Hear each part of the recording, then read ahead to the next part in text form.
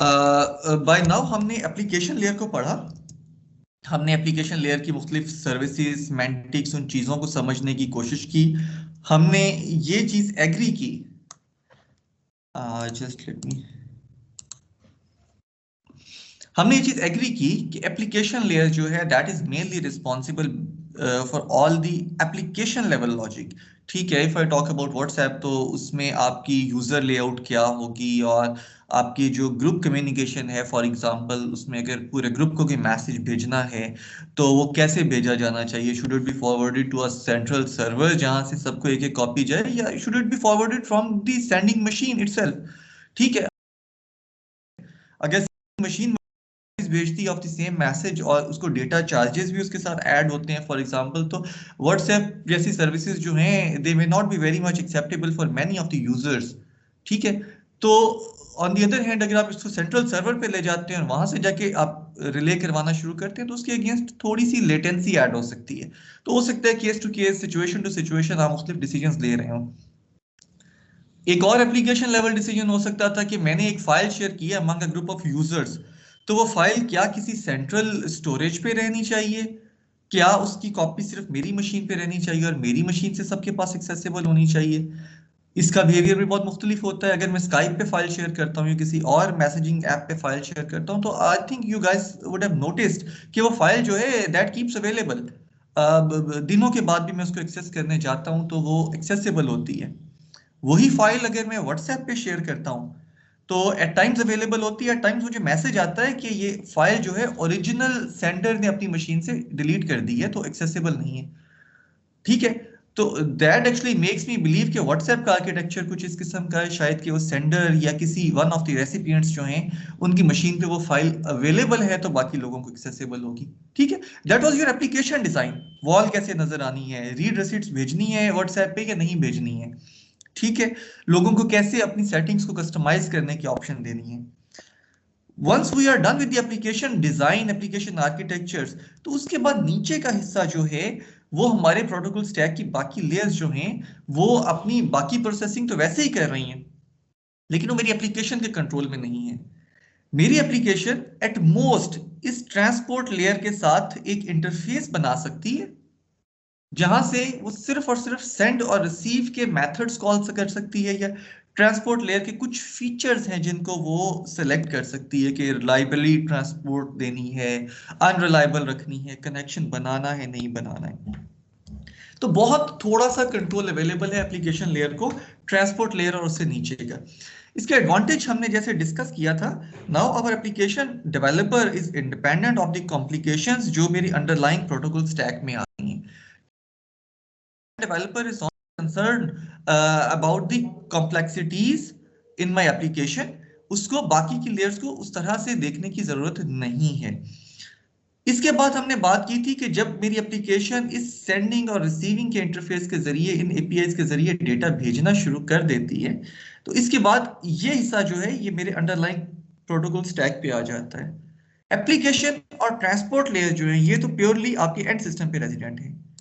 Classical definition पे रहते हुए जैसे जैसे हम कोर्स में आगे जाएंगे हम देखेंगे कि obviously there are certain violations to the classical definition, लेकिन क्लासिकल जो डेफिनेशन है उस पे रहते हुए हमारी जो एप्लीकेशन और ट्रांसपोर्ट लेयर है ये सिर्फ और सिर्फ एंड सिस्टम में मौजूद है। और अभी हमें यही बिलीव करना चाहिए कि हमारी एप्लीकेशन और ट्रांसपोर्ट लेयर एंड सिस्टम में मौजूद। नेटवर्क में ये एक वेब है राउटर्स का, जो पैकेट स्विचेस का एक बहुत बड़ा सारा मैश बना हुआ है यहाँ पे। ये मेरी एप्लीकेशन डेटा की किसी लॉजिक को, किसी चीज को भी डील नहीं करते। ये प्योरली अपनी network layer and at times अपने लिंक लेयर को यूज करते हैं। ठीक है, तो ये दो लेयर्स जो हैं ये ज्यादा यूज हो रही होती हैं मेरे जो इंटरमीडिएट पाथ्स हैं मेरे नेटवर्क को डेटा को लेके जाने के। एप्लीकेशन लेयर एंड सिस्टम पे, ऑब्वियसली जिस सिस्टम पे एप्लीकेशन लेयर है उसके नीचे की सारी लेयर्स तो एंड सिस्टम पे रहेंगी। मेरी एप्लीकेशन ने जब अपनी एप्लीकेशन लॉजिक बना दी और डेटा सेंडिंग और रिसीविंग शुरू कर दी तो इंटरफेस के जरिए ये डेटा ऑपरेटिंग सिस्टम के पास आ गया। That interface is called a socket, उसको हम कुछ देर के बाद ज्यादा डिटेल में देखते हैं। एक एप्लीकेशन लेयर लेवल इंटरफेस के जरिए वो डेटा ट्रांसपोर्ट लेयर के पास आ गया। यूजुअली मेरी ट्रांसपोर्ट लेयर और जो मेरी अंडरलाइंग लेयर्स होती हैं ये मेरे ऑपरेटिंग सिस्टम के नीचे हिडन होती हैं। मेरी एप्लीकेशन और सिर्फ अपने सॉफ्टवेयर इंटरफेस के जरिए उन लेयर से, उन सेटिंग से अपनी डिस्कशंस कर पा रही होती है। इससे ज्यादा ऑप्शंस यूजुअली मेरी एप्लीकेशन लेयर के पास नहीं होते, अदर देन सम कॉन्फ़िगरेशंस जो अवेलेबल हैं। Now since we have seen the application layer, अब हम पहले तो एक जेनेरिक डिफरेंस जो है वो क्रिएट करने की कोशिश करते हैं कि मुझे यहाँ पे दो लेयर्स जो है ट्रांसपोर्ट लेयर और नेटवर्क लेयर क्यों चाहिए। We had agreed in our first lecture कि network layer जो है that is actually responsible for host to host और end to end data transmission। मेरे इस कंप्यूटर से इस सर्वर तक डेटा पैकेट्स पहुंचेंगे कैसे, that is the job of network layer। जब इस सर्वर पे मेरे पैकेट्स पहुंच जाएंगे तो इस सर्वर मशीन के ऊपर बहुत सारे कैंडिडेट्स होंगे। फॉर एग्जाम्पल इस सर्वर मशीन के ऊपर एक फेसबुक की एप्लीकेशन चल रही है, एक व्हाट्सएप की एप्लीकेशन चल रही है, एक ईमेल, वेब ब्राउजर जो है वो उसमें काफी सारे टैब्स खुले हुए हैं। तो इतनी सारी एप्लीकेशन हैं, इतने सारे पॉसिबल कैंडिडेट्स हैं जो डेटा मेरी इस मशीन तक पहुंच रहा है उसके। तो डेटा पैकेट्स एक्चुअली डिलीवर किस मशीन को करने हैं, मुझे किस प्रोसेस को करने हैं। तो process to process data transmission जो है उसके लिए मेरी ट्रांसपोर्ट लेयर जो है रिस्पॉन्सिबल है। Now also since we want to create differentiations, for example मैंने कहा था कि मैंने ईमेल सेंड करनी है, तो ईमेल मेरी एप्लीकेशन लेवल की इंफॉर्मेशन थी, उसके साथ एप्लीकेशन लेवल पे कुछ और डिटेल हो सकती थी। अब जैसे जैसे वो ईमेल आगे बढ़ेगी, मैं जस्ट टू टेल कि ये कौन सी लेयर का पैकेट है मैं उसके मुख्तलिफ नाम रख दूंगा।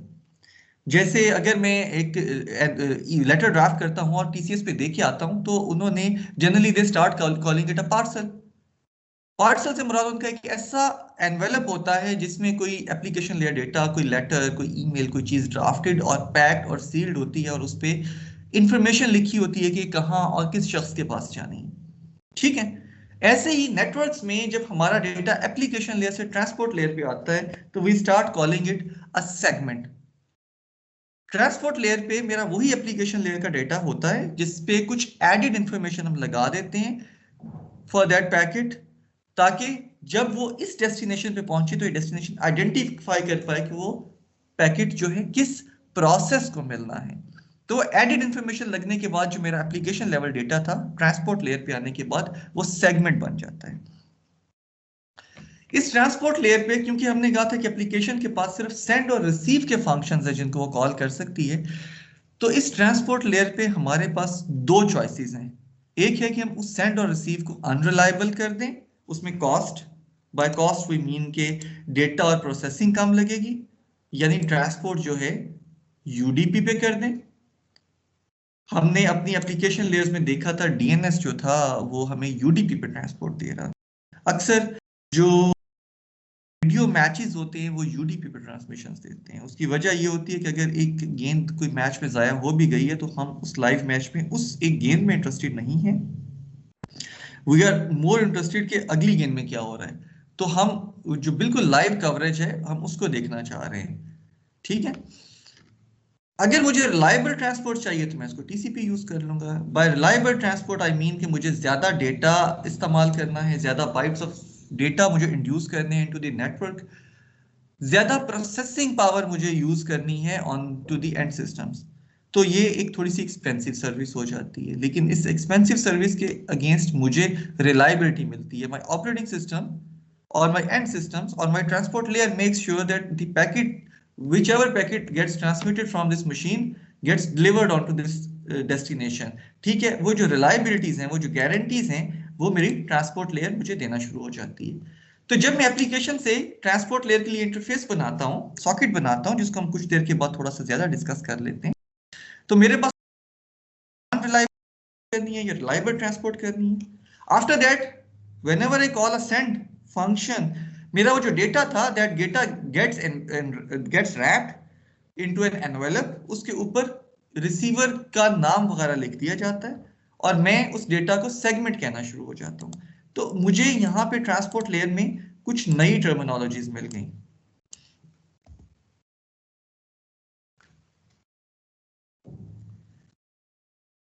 अगर मैं रैशनल्स की या सर्विसेज की बात करूं, मुझे ट्रांसपोर्ट लेयर पे कौन कौन सी सर्विसेज मिलती हैं, तो जो फर्स्ट और फोरमोस्ट सर्विस थी जिसकी वजह से हमें ट्रांसपोर्ट लेयर बनाना थी, that was multiplexing and demultiplexing. To repeat it again, अगर मैं कहूं कि मुझे समझना है कि मल्टीप्लेक्सिंग का और डीमल्टीप्लेक्सिंग का प्रोसेस क्या है, तो ये फिगर शायद मुझे बहुत बेहतर से समझा सकती है। लेट्स सपोज ये तीन कंप्यूटर्स हैं, this is computer A, this is computer C, और ये एक सर्वर है, सर्वर एस। सर्वर एस जो है, इस पे एक प्रोसेस चल रहा है P1, that could B WhatsApp, that could B Skype. वो एक प्रोसेस से बात कर रहा है P3 से, जो कि है सर्वर क्लाइंट ए के ऊपर। ऐसे ही सर्वर एस के ऊपर एक और प्रोसेस चल रहा है जो है P2। P2 बात कर रहा है क्लाइंट सी के ऊपर एक और प्रोसेस P4 से। सो मेरा एक प्रोसेस है P1 which is talking to P3, मेरा एक प्रोसेस है P2 which is talking to P4। तो सर्वर एस के ऊपर दो प्रोसेस हुए। इसका मतलब यह है कि सर्वर एस से जब भी कोई डेटा ट्रांसमिट होगा इन दोनों प्रोसेसेस P1 और P, तो वो थ्रू अ सिंगल लिंक, ये पाइप, ये जो लिंक है, एक सिंगल लिंक है, ये मेरा इंटरनेट कार्ड हो सकता है, मेरा वाईफाई कार्ड हो सकता है, through a single pipe, through a single link, ये डेटा जो है it gets transmitted to the global internet. तो इस डेटा को एक सिंगल पाइप और एक सिंगल लिंक से भेजने का मतलब ये है कि मैं इस डेटा पे कुछ लेबलिंग कर रहा हूं, ताकि डेस्टिनेशन पे पहुंचने के बाद हम आइडेंटिफाई कर पाए कि कौन सा डेटा किस एप्लीकेशन, किस प्रोसेस ने भेजा था। यही इंफॉर्मेशन यूज होगी जब P4 और P3 से डेटा सर्वर एस पे आएगा, और सर्वर एस का ऑपरेटिंग सिस्टम जो है इसको डिसाइड करना पड़ेगा कि कौन सा डेटा P1 को देना है और कौन सा डेटा P2 को देना है। इसका मतलब ये होगा कि इनकमिंग पैकेट्स जो हैं they will be carrying some signature, some header information, जो हेडर इंफॉर्मेशन, ये सिग्नेचर मुझे बता रहा होगा कि कौन सा डेटा किसका है। यहीं से मुझे मजीद क्लियरली एक और चीज का पता चल रहा है कि जब मैं कोई डेटा भेज रहा हूँगा तो मैं सेंडर और रिसीवर दोनों के ऊपर, दोनों के बारे में ये इंफॉर्मेशन दे रहा हूँगा। एक और चीज का मैं ख्याल करना है, ये ट्रांसपोर्ट लेवल इंफॉर्मेशन है, ये होगी जब सर्वर पे पहुंच चुका होगा।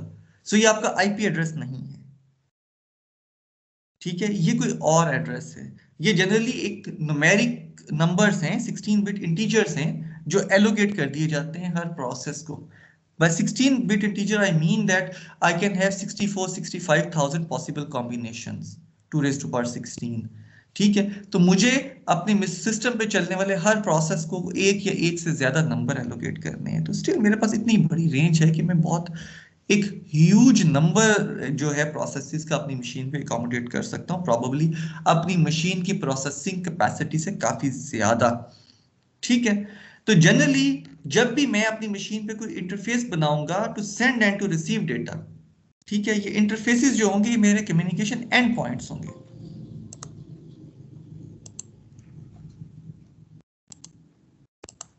ये इंटरफेसेस जो होंगे मेरे कम्युनिकेशन एंड पॉइंट्स होंगे। ठीक है, मैं कह सकता हूं कि मेरी मशीन ए जो है इस पे मौजूद P3 मशीन एस पे मौजूद प्रोसेस P1 से बात कर रहा है। असल में अगर मैं ज्यादा स्पेसिफिक होना चाहूं तो मेरी मशीन ए पे मौजूद ये सॉकेट जो है, कोई भी इसका नाम हो सकता है, सॉकेट एक्स कह देते हैं, मेरी मशीन एस पे मौजूद एक सॉकेट से बात कर रही है। तो सॉकेट मेरा एक इंटरफेस है। ऑब्वियसली ये हार्डवेयर इंटरफेस नहीं हो सकता है, एज जैसे जैसे मुझे पिछले लेक्चर में कुछ क्वेश्चंस आ रहे थे। ये मेरे एप्लीकेशन लेयर का और मेरे ऑपरेटिंग सिस्टम का इंटरफेस है, दोनों सॉफ्टवेयर्स हैं, इनके दरमियान में एक सॉफ्टवेयर इंटरफेस है। ठीक है, जैसे दो एप्लीकेशंस इंटर प्रोसेस कम्युनिकेशन के जरिए इंफॉर्मेशन एक्सचेंज कर रही होती हैं, वैसी ही कुछ इंफॉर्मेशन एक्सचेंज है, कुछ एडिशनल पैरामीटर्स के साथ, कुछ एडिशनल चेक्स कॉन्स्ट्रेंट्स के साथ। ठीक है, तो मेरी एप्लीकेशन है जब भी कोई डेटा नेटवर्क में भेजना होता है वो इस सॉकेट के बफर में रख देती है। इस सॉकेट के बफर में वो डेटा जो होता है ऑपरेटिंग सिस्टम उसको उठाता है और उठा के डेस्टिनेशन तक भेज देता है। ऑब्वियसली ऑपरेटिंग सिस्टम को ये जानने की जरूरत है कि डेस्टिनेशन का सॉकेट एड्रेस क्या है। वो या तो मेरी एप्लीकेशन खुद से बताएगी हर दफा डेटा के साथ, या मेरी एप्लीकेशन जो है किसी फॉर्म में उसने सॉकेट को इस इंटरफेस से कनेक्ट करके ऑपरेटिंग सिस्टम को बता दिया होगा कि जब भी इस बफर में कुछ डेटा रखना है वो हमेशा इस ही बफर में जाना है।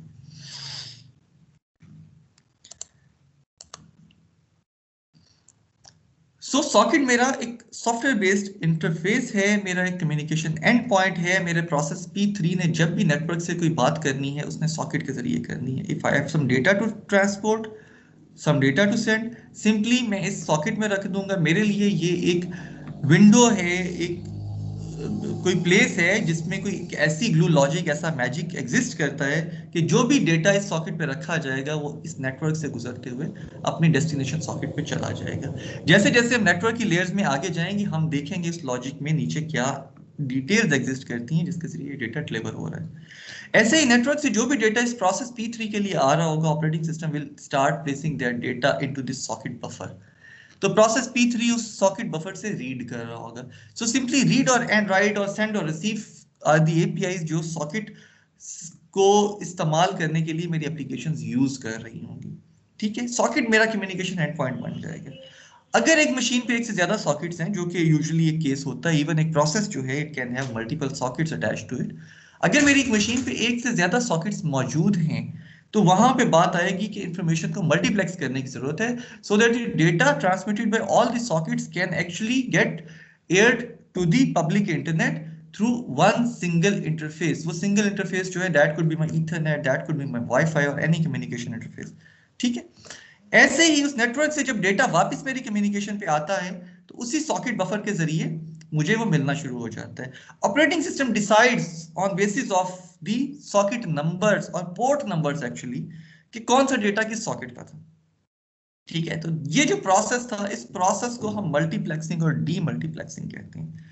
अगर इसको मैं एक आम एनालॉजी के साथ अटैच करने की कोशिश करूं तो you can think of a cricket team, in fact two cricket teams, जिसमें दोनों में वही कन्वेंशनल 11 प्लेयर्स हैं और दो घरों में रहती हैं। Team A lives in house A and team B जो है that lives in house B. Now every player in team A sends a letter to its corresponding player in team B. Opening batsman से बात कर रहा है, wicket keeper से बात कर रहा है टू एक्सचेंज एनी इंफॉर्मेशन।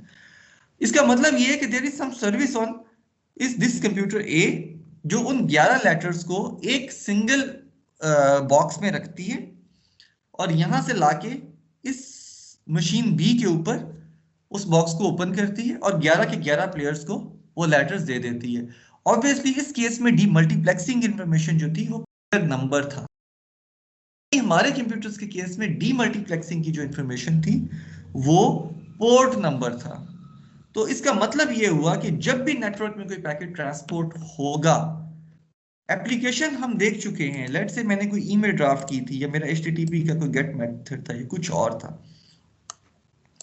जब भी नेटवर्क में कोई इंफॉर्मेशन ट्रेवल करेगी ट्रांसपोर्ट लेयर पे दो फील्ड्स लाजमी होंगे। One of them is the source port number and the other one is destination port number. इसके साथ कुछ एडिशनल हेडर फील्ड्स हो सकते हैं ट्रांसपोर्ट लेयर में। जैसे मैंने आपसे कहा कि सोर्स पोर्ट नंबर या डेस्टिनेशन पोर्ट नंबर्स जो हैं ये 16 बिट नंबर्स होते हैं। तो 16 bit for the source port number and 16 bit for the destination port number, that makes 32 bits of data. तो मेरी ट्रांसपोर्ट लेयर के हर पैकेट में 4 बाइट्स ऑफ डेटा तो लाजमी होंगी। ये एडिशनल इंफॉर्मेशन है। इस एडिशनल इंफॉर्मेशन को हम ओवरहेड कहते हैं। ये एडिशनल बाइट्स हैं जो हमने ट्रांसपोर्ट किए हैं नेटवर्क के अंदर just to enable this email message जो मेरे इस एप्लीकेशन पेलोड की फॉर्म में मौजूद है, just to enable transmission of this email message to the intended destination. ठीक है, ये 4 बाइट्स जो है मेरी लाजमी हो जाएंगी। जैसे जैसे हम आगे जाते हैं कोर्स में तो हम देखेंगे कि इसके अलावा कुछ और एडिशनल इंफॉर्मेशन हमारे पास हो सकती है। ये बेसिक फंडामेंटल जॉब थी मल्टीप्लेक्सिंग और डीमल्टीप्लेक्सिंग की।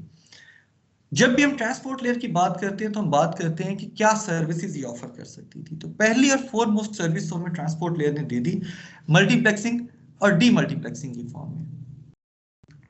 इसके बाद जो है ट्रांसपोर्ट लेयर ने हमें एडिशनल सर्विसेज दी थी कि हमने अनरिलायबल यूडीपी या टीसीपी, उसके साथ फिर हम कुछ और सर्विसेज पे भी गए।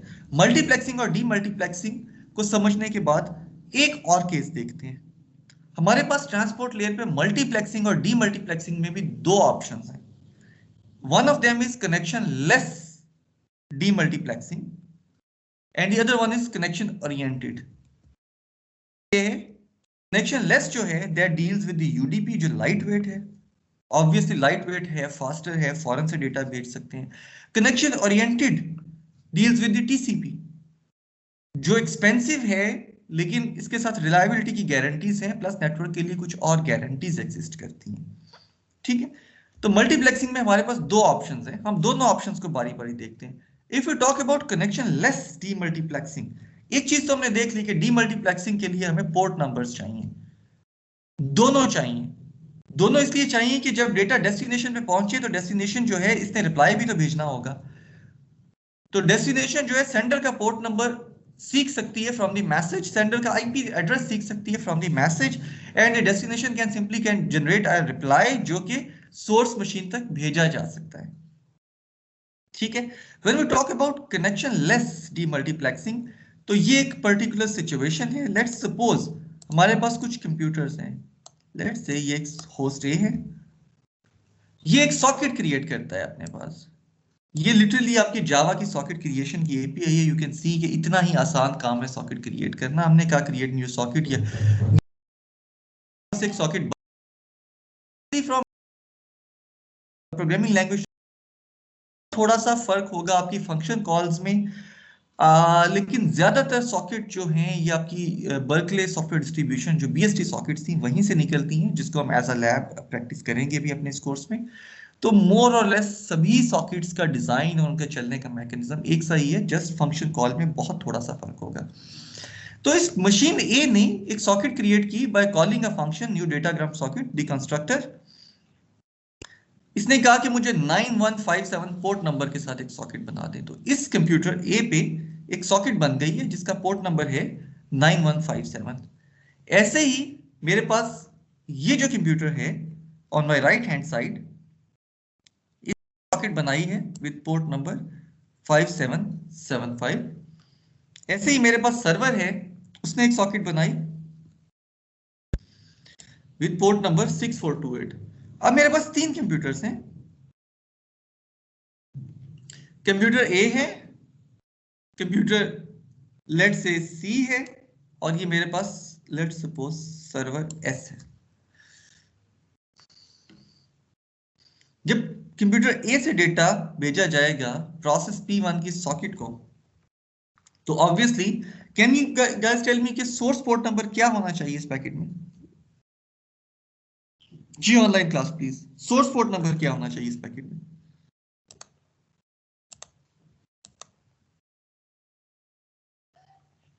होस्ट ए 9157 ने एक पैकेट भेजा to server S, source port number 9157 था, डेस्टिनेशन पोर्ट नंबर 6428 था। ऑब्वियसली नेटवर्क लेयर भी इसके साथ इन्वॉल्व थी। नेटवर्क लेयर का एड्रेस लेट सपोज ए था सोर्स में और एस था डेस्टिनेशन के लिए। तो डेस्टिनेशन आईपी जो था that was S, destination port number जो था दैट वाज 6428। तो आईपीएस की वजह से पैकेट इस मशीन तक पहुंचा और पोर्ट 6428 की वजह से पैकेट इस बफर में पहुंच गया।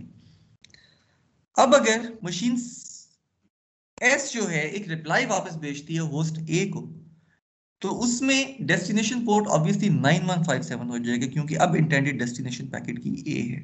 अगर आप देखें तो जो सोर्स था वो डेस्टिनेशन बन गया और जो डेस्टिनेशन था वो सोर्स बन गया ऑब्वियसली, क्योंकि now the packet got originated from the port number 6428 which was located on server S. तो यानी जब ये पैकेट मशीन ए पे आया तो डेस्टिनेशन आईपी ए था और डेस्टिनेशन पोर्ट नंबर जो था it was 9157। So the packet actually got delivered to this process P3। Can you tell me कि जब ये पैकेट जाएगा, अब ये दो पैकेट मैंने आपको दिखाए हैं, इन फर्स्ट केस, ये जिसको मैंने रेड सर्कल किया है, आप मुझे बता सकते हैं इस पैकेट में डेस्टिनेशन पोर्ट नंबर क्या होना चाहिए? 5775 5775। और डेस्टिनेशन आईपी क्या होना चाहिए? सी। डेस्टिनेशन आईपी सी होना चाहिए। ऑब्वियसली आईपी एक बड़ा नंबर होता है, काइंड ऑफ 192.168.1.1 जैसे कि हम अपनी एड्रेसेस में देखते हैं। कुछ देर के बाद हम शायद आईपी एड्रेसिंग को भी ज्यादा बेहतर से समझना शुरू हो जाएंगे इस कोर्स में जाके। लेकिन ये मेरा मशीन से पैकेट जा सकता है by using the destination IP C and destination port number 5775। C जो था डेस्टिनेशन आईपी, उसके जरिए पैकेट पहुंचा इस मशीन तक, और 577 के जरिए पैकेट पहुंचा इस सॉकेट तक। इसका मतलब ये है कि किसी भी मशीन में ये जो नंबर्स होते हैं किसी भी प्रोसेस के लिए ये यूनिक है। इस मशीन में किसी और प्रोसेस को 5775 पोर्ट नंबर एलोकेट नहीं होगा। कोई और प्रोसेस अगर चलना चाहता है तो वो नए पोर्ट नंबर के,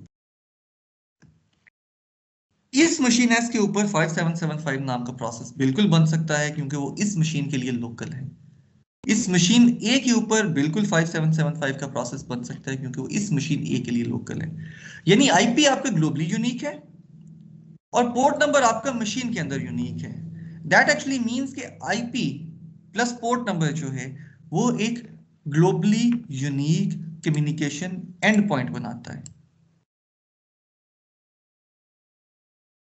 असल में सॉकेट आपका globally unique communication and point है।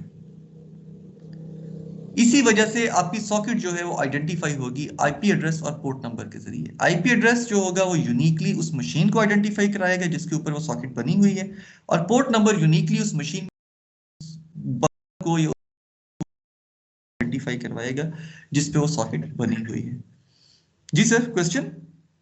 सर ये 957 फॉर एग्जांपल ये एक प्रोसेस का पोर्ट नंबर है जी, तो अगर हमने उस प्रोसेस को क्लोज कर दिया तो ये नंबर किसी और प्रोसेस को बाद में असाइन कर सकते हैं? जी बिल्कुल कर सकते हैं जी। इसका मतलब ये है कि जैसे मैंने ये न्यू से सॉकेट बनाई है, एक अच्छी प्रोग्रामिंग एक्सरसाइज ये होगी कि मैं इसको आखिर पे सॉकेट को क्लोज कॉल के साथ खत्म करके जाऊं, वरना ऑब्वियसली ये पोर्ट कुछ देर के लिए रिजर्व रहेगी, जो कि एक बहुत बुरी सर प्रोग्रामिंग प्रैक्टिस होगी। अगर हमने अभी मैं पहले इसको रिलेट करवाता हूँ। कई एप्लीकेशंस होती हैं जिनको जो बैड एग्जिट कर जाएं किसी भी वजह से और आप दोबारा चलाएं तो वो चल नहीं पाती, कुछ देर के बाद चलती हैं, और अक्सर आपको मैसेज ये आ रहा होता है कि वो जो पोर्ट थी वो अवेलेबल नहीं थी। आपकी लैब्स में और आपकी असाइनमेंट्स में भी यूजुअली मैं इस चीज को बहुत ज्यादा फोकस कर रहा होता हूँ कि आपने जो प्रोग्रामिंग के कन्वेंशंस हैं, कोडिंग के कन्वेंशंस हैं, वो फॉलो किए हैं। जी सर, नेक्स्ट क्वेश्चन। सर 9157 से हमने कोई रिक्वेस्ट भेजी सर्वर को, सर्वर पे वो 6428 पे रिसीव हुई सर। जी सर। तो हमने अब रिक्वेस्ट वहाँ पे रिसीव हो गई तो अब ना 6428 ने रिस्पांस भी सेंड करना है वापस, ये एस ने। जी जी और उससे पहले हम एप्लीकेशन यहाँ पे क्लोज कर देते हैं ए पे, और कोई और जी एप्लीकेशन इस पोर्ट नंबर को ले लेती है तो फिर क्या होगा सर? जी जी, ये बिल्कुल एक कॉमन कॉमन बिहेवियर होता है नेटवर्क के अंदर। उस नई एप्लीकेशन को वो पैकेट मिल जाएगा। अच्छा, जब उस नई एप्लीकेशन को वो पैकेट मिलेगा तो अब डिपेंड करता है कि उस एप्लीकेशन ने उस पैकेट की हैंडलिंग कैसे रखी हुई है। आपकी नेटवर्क के अंदर एक पैकेट का जो लाइफ टाइम है, मैं आपको एग्जैक्ट नंबर्स के साथ जो है वो मे बी नेक्स्ट लेक्चर में कोट कर दूंगा, लेकिन काफी ज्यादा होता है। इतना ज्यादा हो सकता है ऑब्वियसली आपके नेटवर्क के अंदर पैकेट का लाइफ टाइम कि आप एप्लीकेशन क्लोज करके दोबारा नई एप्लीकेशन चलाएं तो उसको डेटा मिल जाए। कनेक्शन ओरिएंटेड जो ट्रांसपोर्ट अभी हम कुछ देर के बाद देखेंगे, उसमें आगे जाके तो केसेस आते हैं ये वाले कि अगर मुझे पहले का ट्रांसमिटेड पैकेट, तो आपको जो एप्लीकेशन का कोड लिखना है उसमें ये ख्याल करना है, आपके वो जो इफ्स हैं उन्होंने इस चीज को देखना है कि कहीं ये डेटा पहले का तो नहीं आ गया।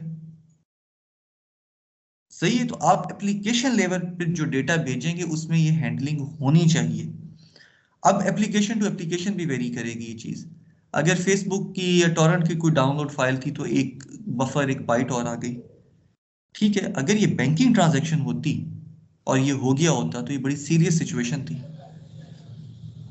ठीक है। उस केस में शायद मैं अगर एप्लीकेशन लिखता तो मैं मल्टीपल टाइम्स वेरिफिकेशन के मैसेजेस जो है ना ए और एस के दरमियान एक्सचेंज करवाता ताकि इस तरह की सिचुएशन ना आ पाती। हर मैसेज के साथ में कोई ऐसी आईडीज रखता जो मैं दोबारा कभी यूज ना करता, ताकि पिछला कोई मैसेज मुझे ना मिल गया होता। ठीक है ना, क्योंकि वहां पे स्टेक और इन्वॉल्व हो गया ना, वो बहुत एक फाइनेंशियली क्रूशियल चीज हो गई। तो ये एप्लीकेशन डेवलपर की रिस्पॉन्सिबिलिटी है। हमें सबसे पहले ये याद रखना है कि हमारा आईपी नेटवर्क जो है इसमें कोई गारंटीज नहीं है। ये सबसे इंपॉर्टेंट चीज है जहन में रखने की। आईपी नेटवर्क में ना पैकेट की ट्रांसमिशन की रिलायबिलिटी की गारंटीज हैं, ना ये गारंटीज हैं कि एक पैकेट की एक ही कॉपी मिलेगी। हो सकता है मेरी कोई एक लिंक क्लियर ऐसी बीच में आ जाए जो मल्टीपल कॉपीज जनरेट करते हैं पैकेट की। हो सकता है वो पैकेट भेजे, उसको लगे पैकेट नहीं पहुंचा, वो दोबारा जनरेट कर दे। ठीक है, तो रिलायबिलिटी की गारंटी नहीं है, सिंगल कॉपी की गारंटी नहीं है, इन ऑर्डर ट्रांसमिशन की गारंटी नहीं है। हो सकता है मैंने 10 पैकेट भेजे हों और पैकेट नंबर 3 जो है पैकेट नंबर 2 से पहले पहुंच जाए, because every packet can take a different path. ठीक है, इनमें से कुछ चीजें हैं जो आप देखेंगे ट्रांसपोर्ट लेयर में जब टीसीपी और यूडीपी को पढ़ने जाएंगे कि टीसीपी उनको हल कर देता है, इन चीजों को टीसीपी ने सॉल्व कर दिया है, यूडीपी ने नहीं किया है। लेकिन यूडीपी इसीलिए लाइट वेट है ना, किसी एक्स्ट्रा प्रोसेसिंग में नहीं जाता। अब हम देखते हैं स्नैरियो टू स्नैरियो क्या था।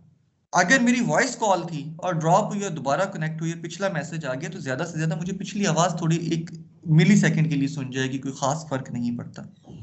तो एज एन एप्लीकेशन डेवलपर मेरे से जो डिजायर्ड चीज है, सबसे पहले मैंने यही सोचना है कि मेरी कौन सी एप्लीकेशन को कौन सा आर्किटेक्चर चाहिए, वो जो पीयर टू पीयर और क्लाइंट सर्वर को हम डिस्कस करते थे। इसके बाद मुझे सोचना है कि मुझे यूडीपी पे जाना है या टीसीपी पे जाना है। इसके बाद मुझे सोचना है कि मुझे ये वाले जो केसेस हैं ये हैंडल करने की जरूरत है या नहीं है।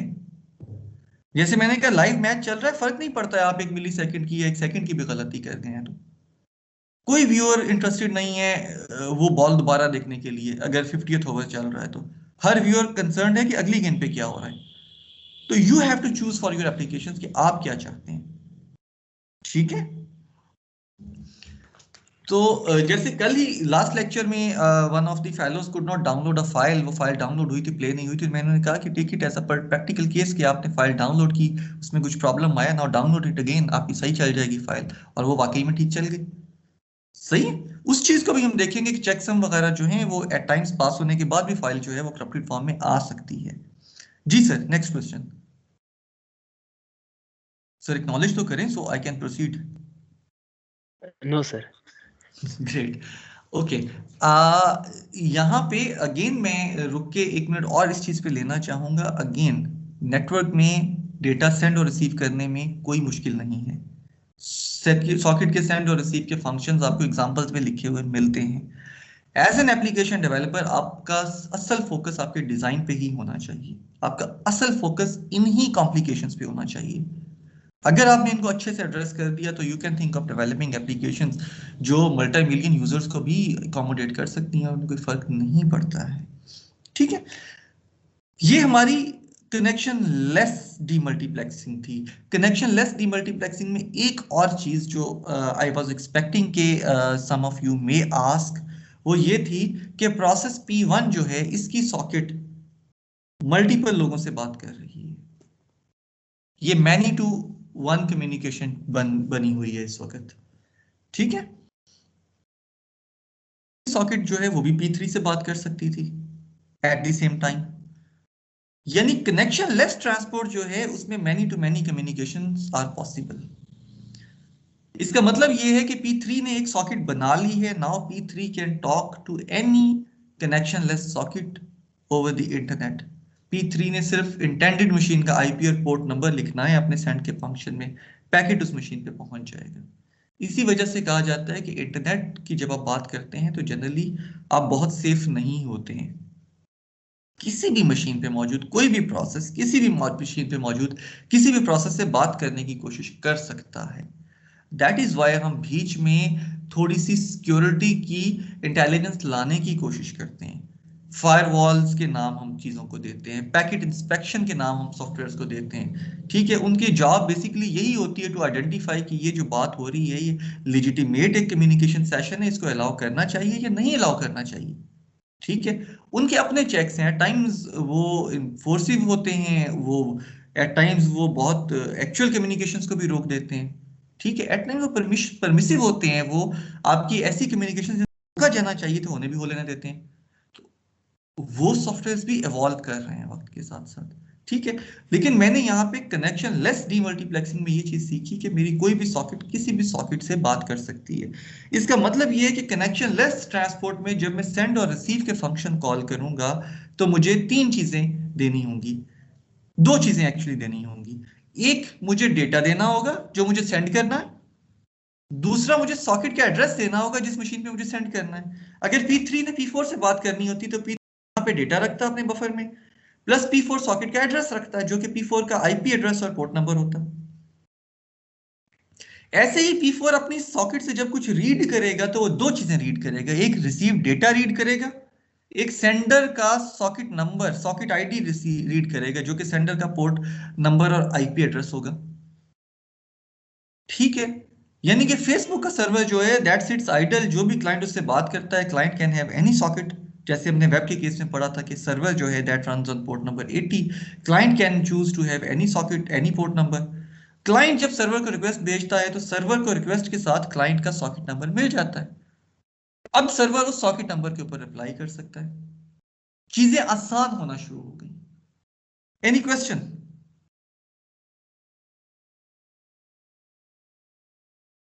हमारी कनेक्शन लेस डीमल्टीप्लेक्सिंग थी। लास्ट टॉपिक हमारा कनेक्शन ओरिएंटेड डीमल्टीप्लेक्सिंग का है। हमने बात की थी शुरू में भी, अपने इंट्रोडक्शन में भी हम एक चीज डिस्कस करते रहे थे कि बात करने के दो तरीके थे। एक था, मैंने स्पीकर पे एक जो है कुछ अनाउंसमेंट की और क्लास में मौजूद, इवन डिपार्टमेंट में मौजूद सब लोगों ने सुन ली।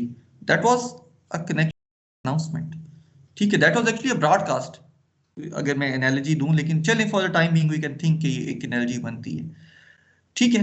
या मैंने किसी के भी ऑफिस का दरवाजा खोला और मैंने कुछ कहा और मैं चल दिया, ठीक है। ये कनेक्शन लेस किस्म की कम्युनिकेशन हुई, मैसेज जो था वो डिलीवर हो गया। दूसरा मैकेनिज्म था कनेक्शन ओरिएंटेड का। मैंने नंबर डायल किया अपने फोन से किसी का, जो कॉली था उसने कॉल अटेंड की, अब एक कॉल सेटअप हुआ है। कॉल सेटअप हुआ है, इसमें दोनों एंड पार्टीज के जो ऑपरेटिंग सिस्टम्स थे या जो एंड पार्टीज के डिवाइसेस या फोन्स थे, उन्होंने कुछ चीजें सीख ली हैं। उन दोनों एंड पार्टीज ने सीख लिया है कि कॉलर का फोन जो है ये वाला, ये कॉली के रिसीवर के इस फोन के साथ बाइंडेड है। कॉलर इस P3 के सॉकेट में अब जो भी बोलेगा, कॉली को, रिसीवर को P4 की सॉकेट में मिलेगा।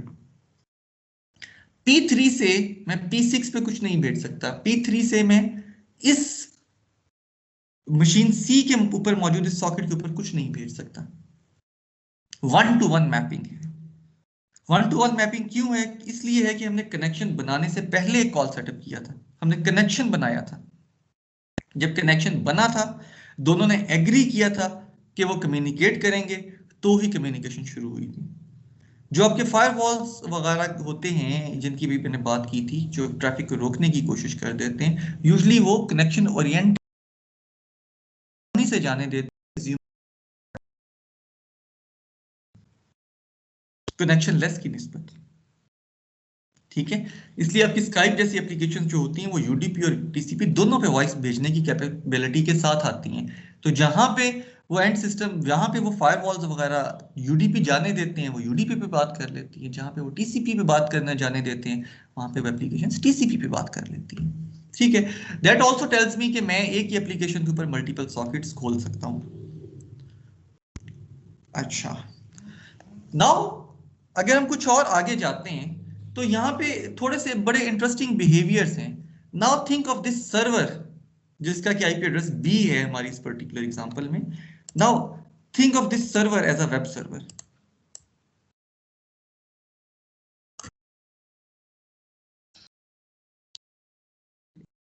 प्रोसेस चल रहा है, अगर ये वेब सर्वर है तो लेट्स अज्यूम के तीनों सॉकेट्स जो हैं इसका पोर्ट नंबर 80 है।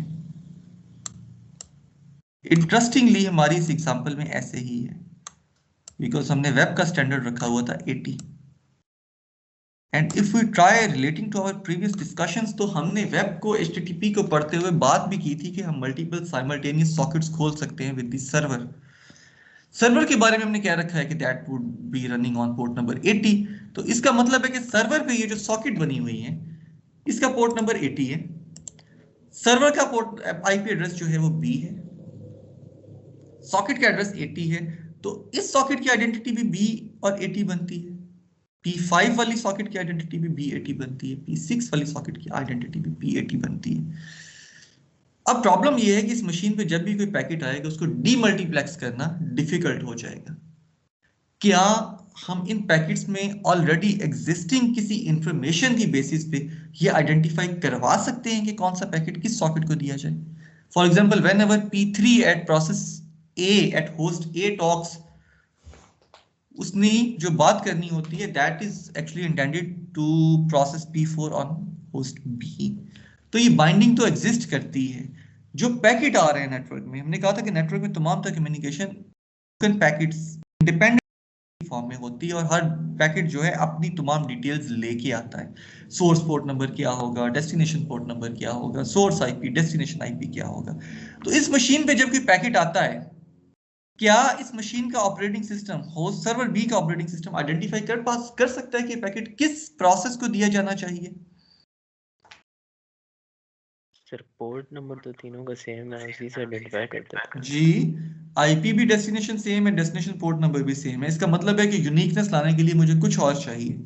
वो कुछ और इन्हीं आने वाले पैकेट्स के अंदर मौजूद है। देखें जी, एक्चुअली ये मौजूद है। देखें इस मशीन पे फॉर एग्जांपल जब ये वाला पैकेट आता है, इसका डेस्टिनेशन आईपी B है, डेस्टिनेशन पोर्ट नंबर 80 है, लेकिन क्योंकि कॉल सेटअप के बाद बनी हुई सॉकेट है तो हमें मालूम है कि एक ही सॉकेट के साथ बाइंडेड है। इस सॉकेट की भी तो कुछ इंफॉर्मेशन थी ना, मैं उस इंफॉर्मेशन को यूज कर सकता हूं डीमल्टीप्लेक्सिंग के लिए पैकेट्स की इस मशीन के ऊपर। फॉर एग्जांपल यहां पे 3 पैकेट आए, तीनों का डेस्टिनेशन आईपी B था, तीनों का डेस्टिनेशन पोर्ट नंबर 80 था, लेकिन उन तीनों पैकेट्स में 1, 2 और 3 तीनों पैकेट्स में या सोर्स आईपी मुख्तलिफ था या सोर्स पोर्ट नंबर मुख्तलिफ था। फॉर एग्जांपल ये वाला जो पैकेट है इसमें सोर्स आईपी A है, जो कि इन दोनों पैकेट्स पे नहीं है। This source IP A actually makes this packet unique.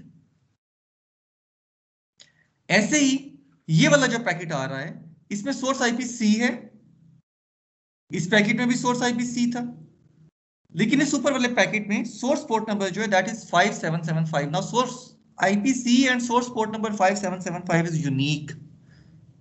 तो ये पैकेट जो है इसकी यूनिकनेस ढूंढी जा सकती है, तो ऑपरेटिंग सिस्टम इस पैकेट को हमेशा यहाँ पे P6 पे रखेगा।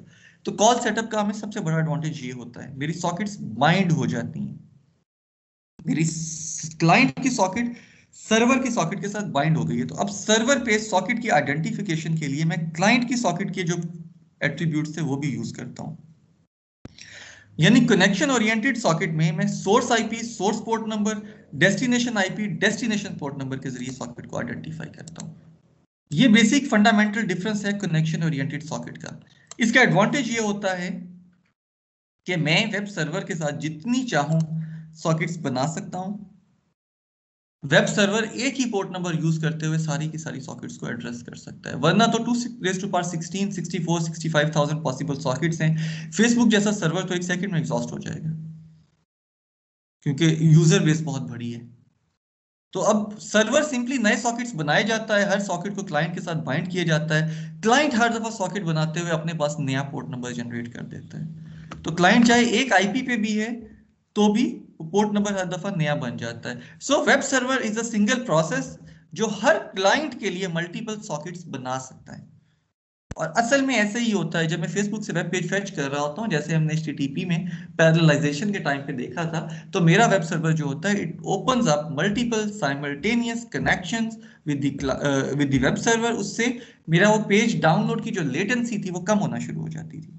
Any questions on that sir? Great, हम अपना लेक्चर आज का यहाँ पे खत्म करते हैं। आज शायद कनेक्शन ओरिएंटेड डीमल्टीप्लेक्सिंग अभी तक की जो हमारी डिस्कशंस रही हैं उनमें सबसे एक ट्रिकी चीज है। Please I would very strongly recommend कि आप लोग अपनी जो इससे कंसर्न्ड रीडिंग है अपनी बुक की उससे फौरन से गुजरिएगा। नेक्स्ट लेक्चर में इसको मैं एक दफा फिर से रिविजिट करूंगा because this is one of the most important concepts. ये वो कॉन्सेप्ट है जिसकी बेसिस पे मेरा डाउनलोड एक्सेलरेटर तेजी से फाइल्स डाउनलोड कर सकता है और मेरा वेब ब्राउजर जो है तेजी से वेब पेजेस को डाउनलोड कर सकता है। ये वो फीचर है जो मुझे सिर्फ और सिर्फ टीसीपी में अवेलेबल है। कनेक्शन लेस डीमल्टीप्लेक्सिंग यूडीपी में मुझे अवेलेबल नहीं है। ठीक है, please try going through it. Lecture हम यहाँ पे खत्म करते हैं।